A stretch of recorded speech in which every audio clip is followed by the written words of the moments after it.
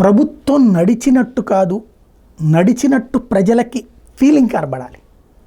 భ్రమలక్కర్ల, వాస్తవం కావాలి. తిరుమల తిరుపతి దేవస్థానంకి సంబంధించి అనేక అంశాలు వైఎస్ఆర్ కాంగ్రెస్ పార్టీ కార్యకర్తలు, నాయకులే ప్రస్తావించారు. కానీ ధర్మారెడ్డి చెప్పిన ఫీడ్బ్యాక్ తప్పించి ఏం పట్టించుకోలేదు జగన్మోహన్ రెడ్డి. ఫలితం ఇప్పుడు జగన్ని వెంటాడుతోంది. అందులో ప్రసాదాల పంపిణీ ఇప్పుడు ఒక ఫోటో వైరల్ అవుతుంది. ఏదైతే కదంబం మనకి సాంబార్ రైస్ లాంటిదన్నమాట, అక్కడ క్యూ లైన్లలో పంచుతున్నారు.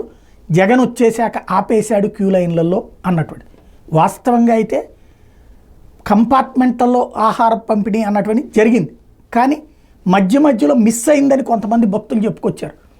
భక్తుల సంఖ్య పెరిగినప్పుడు అదే సందర్భంలో కంపార్ట్మెంట్లు కాకుండా కూడా బారులు తీరుంటారు జనం ఒక్కోసారి. ఆ టైంలో అక్కడ కూడా పంచే ఏర్పాట్లు చేయాలి.